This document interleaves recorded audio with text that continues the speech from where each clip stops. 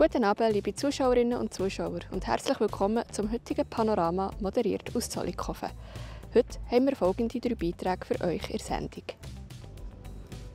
Das Alpenpröve in Interlaken, die erste Schweizer Meisterschaft im Mechanical Bullriding und das Jubiläum der Berner Weinmesse.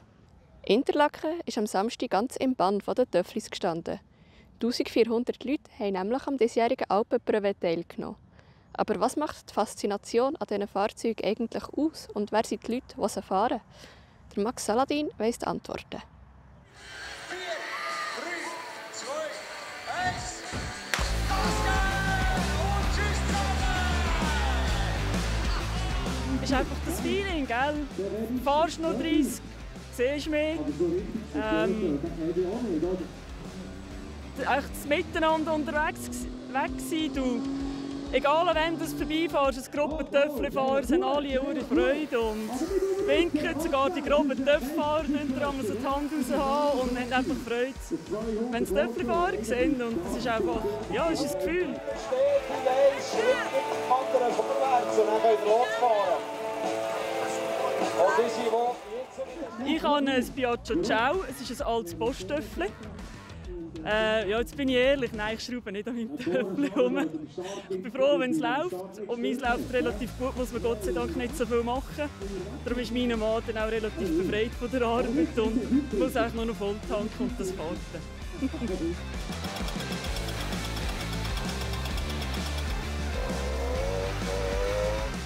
Vor 3-4 Wochen ist mir halt die Idee so gekommen, ja, ich sollte vielleicht mal das Töffli vornehmen, das am Alpenpröve parat ist. Und eben ihr Mann hat mir eigentlich die letzten 2,5-3 Wochen recht unterstützt. Wir haben Teile irgendwie durch Facebook-Gruppen irgendwo im Tiefständli-Buch müssen holen bei einem Hobbyschrauber. Und ja, also jetzt habe ich an dem ziemlich auch selber rumgeschraubt. Ja.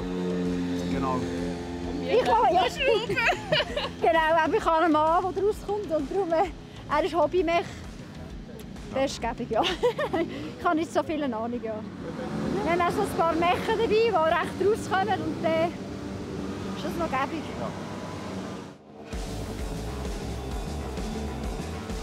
Ich habe meins gekauft als Ruine und mit dem Partner zusammen neu aufgebaut, neu gemacht. Und ja, die Motorteile hat er alles gemacht, aber sonst habe ich so auch viel. Und bei mir hat es mein Mann zusammen gemacht. Weil das Töffli, das ich fahre, das war ein guter Kollege. Und er ist vor ein paar Jahren verstorben. Und jetzt fahre ich für ihn eigentlich die Alpenpröve, die er immer gefahren ist. Ja. Das ist mega cool. Du siehst so viele coole, schöne Töffli, so viele mega hässige Verkleidungen. Alle miteinander, alle Töffli-Fans beieinander. Und es ist einfach nur mega geil. Also es ist einfach nur fantastisch. Es ist wirklich, ja, du kannst fast nicht beschreiben, du musst dabei sein. Es ist cool, es ist Oldstyle, es erinnert an früher, wo man selber noch Töffli gefahren ist, weil man nichts anderes können. Und die Leute sind einfach und unkompliziert. Es ist lässig.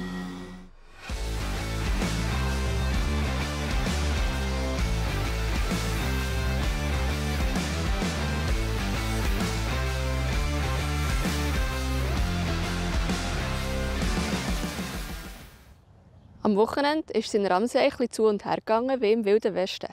Die erste Schweizer Meisterschaft im Mechanical Bullriding hat nämlich stattgefunden. Der Max Saladin war bei der Premiere vor Ort und hat mit dem Organisator Martin Zurbrück geredet.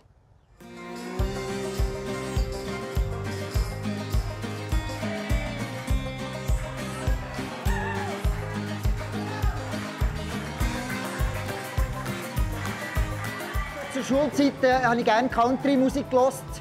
Ich bin seinerzeit mit dem Töffli von Muri, Gümligen auf Frutigen an ein Country-Festival für ein bisschen Country-Musik zu hören.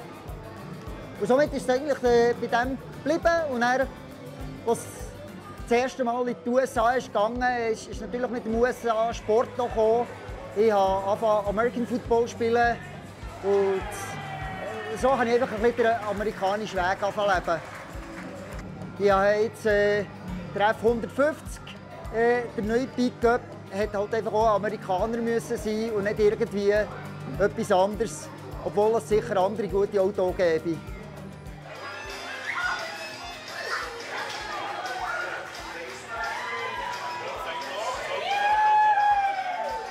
Schweizer Meisterschaft ist mit dem, ich sage jetzt mit dem heutigen Erfolg, dass alles so gut klappt und die Leute eben motiviert dabei sind, ist eigentlich schon in den Weg geleitet. Das wird nächstes Jahr am gleichen Wochenende, dürfte dementsprechend der 4. Oktober sein. Die Teilnehmer von heute werden schon eine Einladung bekommen, für das in einem Jahr, und wir können teilnehmen. Und wie es ist, dieses Jahr war es das erste Mal. Wir haben noch Haufen Schräubchen gesehen, die wir drehen können, Verbesserungen.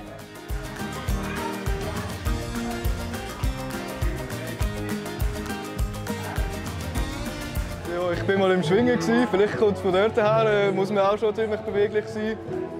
Aber sonst habe ich American Football auch mal gespielt, aber ich denke jetzt nicht, dass der Hüftschwung vom Footballspielen kommt. Ich gehe gerade heim mit einer Kollegin erzählen und dann wird Party gemacht.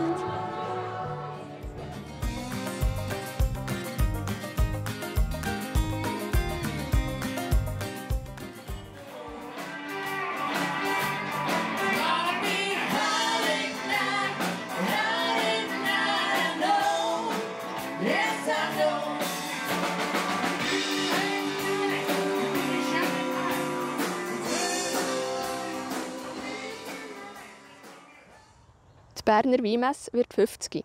Auf das Jubiläum ist im Hotel Bern bereits angestoßen worden. Die Plattform J hat von Co-Geschäftsleiterin Claudia Aragao wissen, was denn ihr Lieblingswein ist.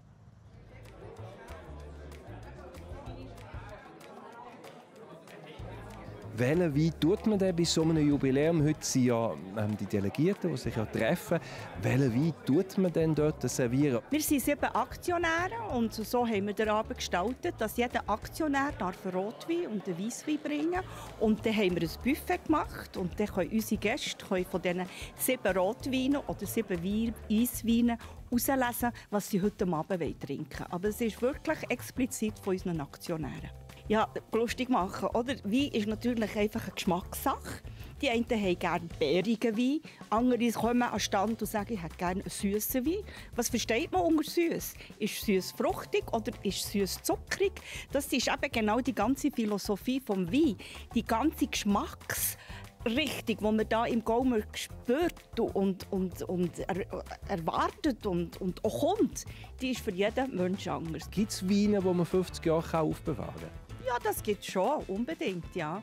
Es sind vor allem Franzosen, vor allem Portos, die man sehr lange aufbewahren kann.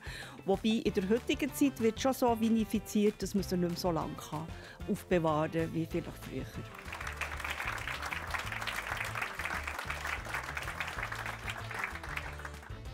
Das ist die letzte logische Frage. Welchen Wein wählt ihr, wenn ihr privates Festchen habt? Ja, da ich natürlich eine portugiesische Weinhandlung habe, gibt es bei uns vor allem portugiesischen Wein. Was aber nicht heisst, dass ein Italiener, ein Spanier oder irgendein anderer Wein nicht auch gut wäre. Aber ich persönlich bin jetzt halt einfach eine Portugal-Frau. Das war es vom heutigen Panorama. Mehr Infos zu den einzelnen Beiträgen findet ihr wie immer auf der Webseite oder im App.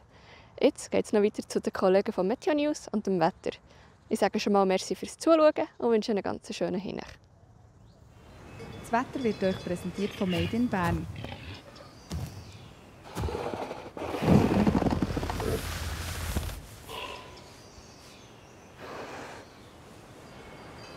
Bärenstarke Ferien.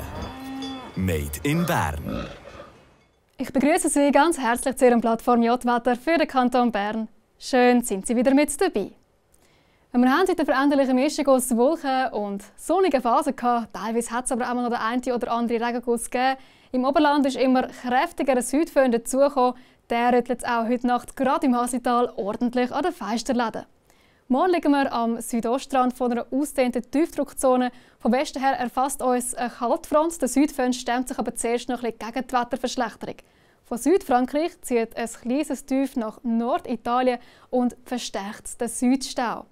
Morgen gibt es im Oberland zuerst noch ein paar föhnige Auflockerungen und es ist auch zuerst noch meistens trocken. Im Verlauf des Vormittags flaut der Föhn dann allerdings ab und es wird zunehmend nass. Die Temperaturen liegen am Morgen bei 10 bis 12 Grad. Mit Föhn ist es noch mal milder. Am Nachmittag geht es dann mit teils kräftigen Regengüssen weiter. Die Temperaturen erreichen 14 bis 16 Grad. Dabei frischt im Flachland der Südwestwind ein bisschen auf. Auf den Bergen haben wir zeitweise starken Süd- bis Südwestwind. Die 0-Grad-Grenze sinkt auf rund 2900 Meter. Ja, Mittwoch geht es mit Sonnenschein und zeitweise ausdehnteren und dichteren Wolken weiter. Dabei ist es meistens trocken bei rund 18 Grad. Im Oberland kommt auch schon wieder der Föhn dazu. Am Donnerstag zieht dann der ehemalige Hurricane Kirk als Sturmtief von den Benelux-Staaten nach Südskandinavien. Die Schweiz wird von seinem Starkwindfeld tangiert. Dementsprechend haben wir im Flachland starken Südwestwind. Gelegentlich kommt es auch regnen. Und am Freitag geht es wechselhaft weiter mit Wolken, ein bisschen Sonne und den einen oder anderen Regengüsse. Am Samstag ziehen zwar ebenfalls so einige Wolken über den Himmel, es ist tagsüber aber noch meistens trocken, bevor es dann in der Nacht auf den Sonntag verbreitet nass wird. Im Verlauf des Sonntags lassen die Niederschläge dann wieder nach. Ja, und damit war es von meiner Seite. Ich bedanke mich dafür, dass Sie zugeschaut haben und wünsche Ihnen noch eine ganz gute Zeit. Ade miteinander.